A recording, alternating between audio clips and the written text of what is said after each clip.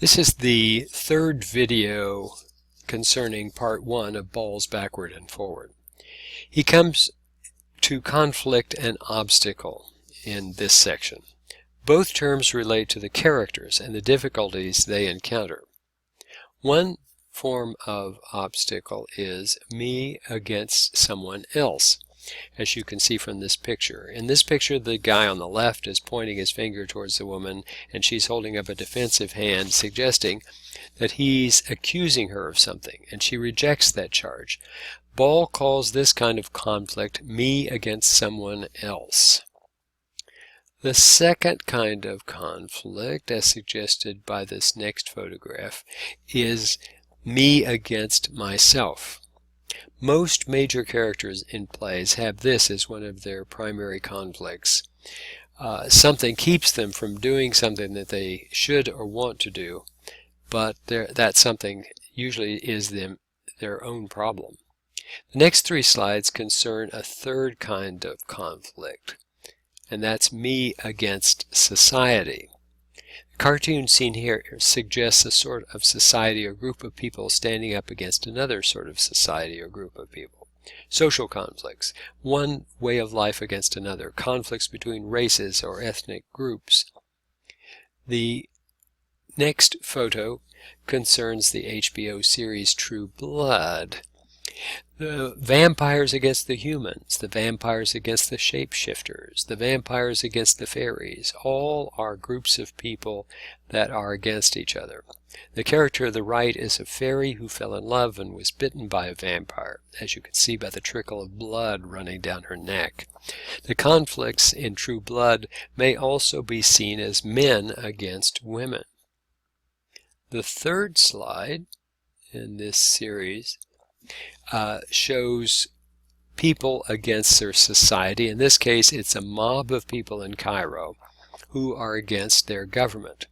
Mass protests of this kind happen as a result of the Vietnam War years ago. Students rioted against their government over the draft of the war. This action also occurred during the fight for civil rights, people against their government and or the laws of the land.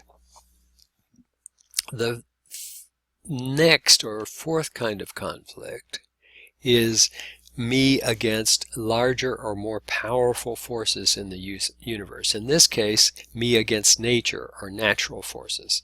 This dramatic painting shows people struggling in a boat on a rough sea. A number of plays demonstrate man pitted against nature.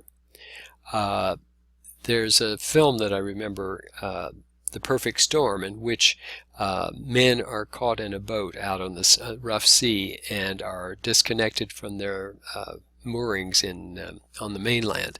And so the whole piece is about that. Titanic is about that same subject. On Broadway, there was a play not long ago called K2, in which men were scaling a mountain in winter.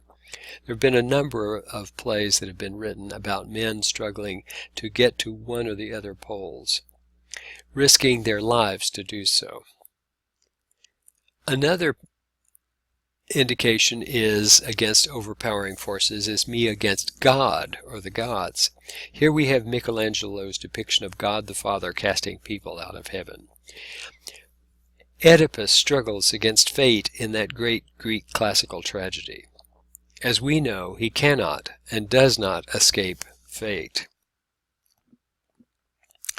Whenever conflicts occur, you usually come to the point where there are obstacles, me against somebody else, me against myself, me against society, or me against some greater force, and that obliges the characters to try to find a way around those conflicts or problems.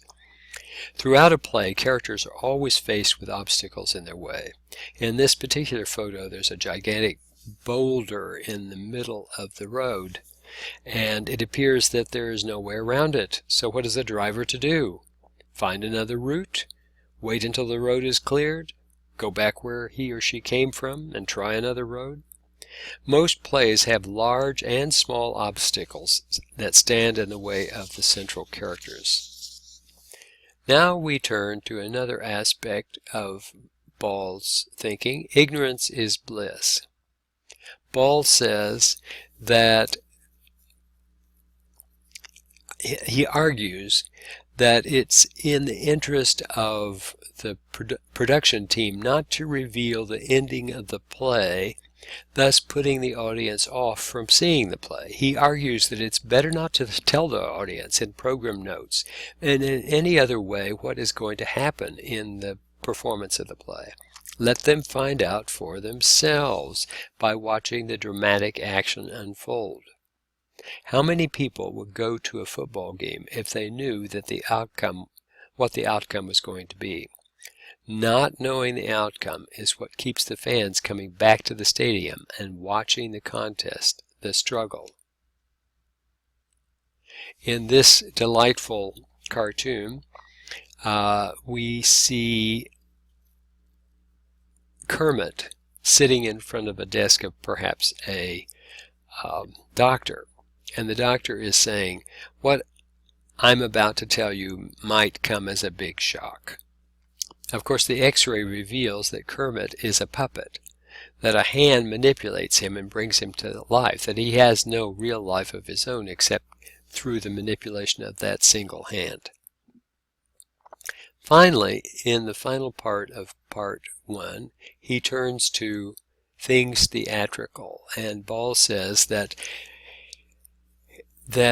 dramatic action is heightened when there are things which are quite theatrical that help the audience to and draw the audience's attention to the events themselves. So the sword fighting scene in Hamlet, seen in the center of the page, is one of those high moments. It's used in the final act of the play so that a lot of attention is brought to the moment of who is going to kill whom and what is going to happen as a result of that conflict.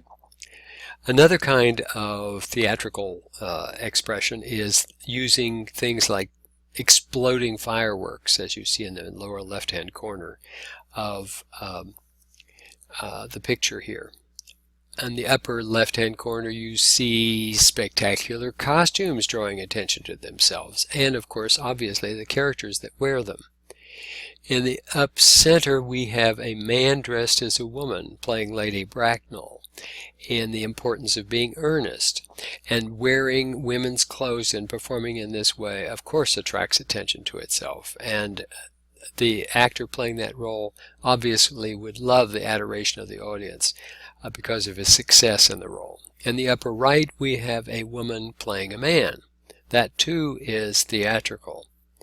In the right side of the screen, you see the characters in Brokeback Mountain, the love affair between the two men, and that became a issue of attracting attention so that people would go see that piece of theatrical moment in filmmaking. In the lower right-hand corner, having a ghost appear on stage, like the ghost of Hamlet's father, is one of those great theatrical moments. Ball also talks about, let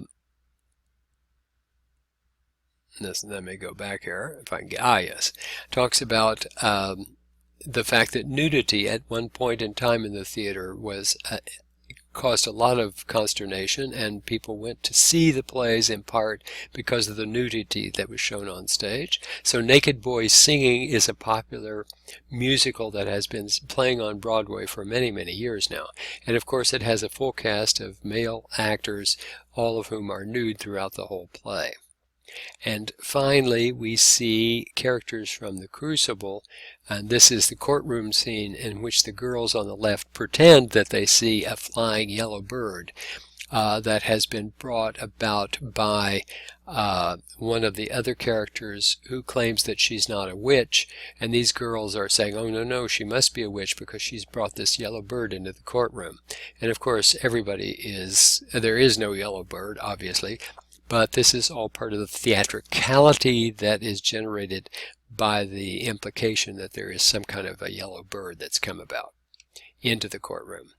Well, Ball in Part 1 deals totally with shape, that is the dramatic action, the stasis at the beginning of the play, and also at the end of the play, the intrusion that brings about a progression of the dramatic action, the conflicts and obstacles encountered by the characters, and agreeing not to give away the story and the outcome of a play too soon, because the audience may not be interested in watching the play or going to the theater at all. And things that tend to be important in performance tend to be those things which have theatricality to them.